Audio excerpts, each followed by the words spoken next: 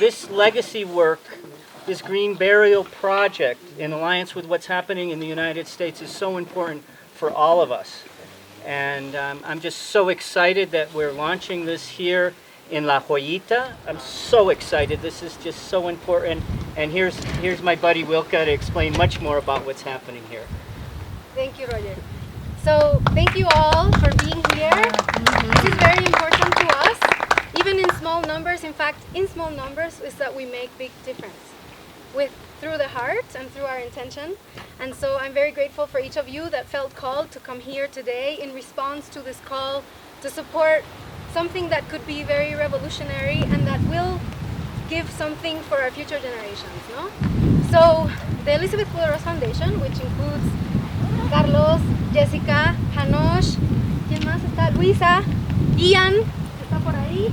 Ajá, Mau, también. Asha, ¿dónde está? Ajá.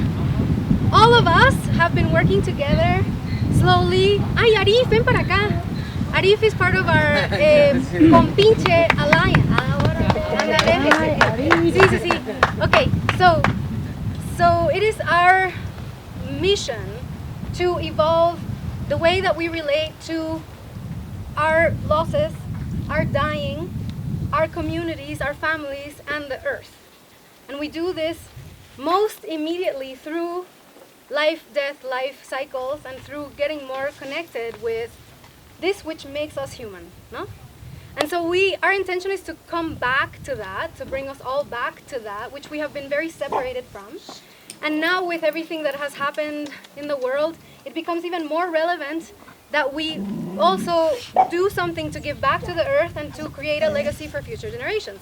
And so to me, this makes the most sense, and hopefully to you also, that we think about how we handle our dying and our dead, and how we give back to the earth, and how we stop polluting and putting toxic stuff into the ground, and how we come back to the traditions of our ancestors, which is super important, to understand that there was once a time when we had a reciprocal relationship with what gives us life. And so life, death, it just comes together, no?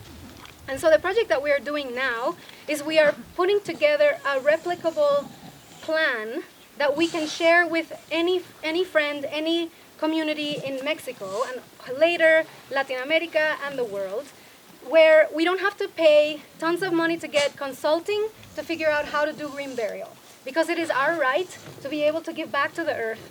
And so we are working on legislature, and we're working on making plans that can become a foundation for something different, something radical that is not about capitalism, it's not about privatization, it's not about making money. This is about giving our rights back to us. But really, the way we are doing things now is terrible for the environment, it's terrible for the communities, it's terrible for our families. And it's only benefiting a very small few people, and this is not what life and death is about. And so we want to bring it back, we want to do a radical change that gives each of us the empowerment to make our choices and to do things right for us. And so for us, the legacy of green burial, doing things naturally, it's not just for the earth, because we're also developing conservation of land, conservation of resources, so that there can be a future generation. And so there can be an earth for people to live and die and continue forward. And then there's something really wonderful that takes place, because we're interested in conserving land and resources so that there can be green in the future. No more cement, no more iron, no more, ¿cómo se llama? Formaldehyde or whatever. These things that are just terrible for earth, for water, and for us, embalming, and for the people who are doing this.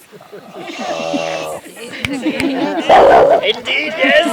And so there's this beautiful overlap with the things that we care about. So Arif, who's a dear friend and colleague with us, and most of you, or some of you know, his specialization is part of what green burial and land conservation and reforestation is all about, because without the mycelium, the mushrooms, yes, the mycelium. Thank you. We cannot have that regeneration, and with it, we can have that recomposing so that we can have fertile ground for new earth. Anyway, so I pass it on to you. Well, bravo, Joyita.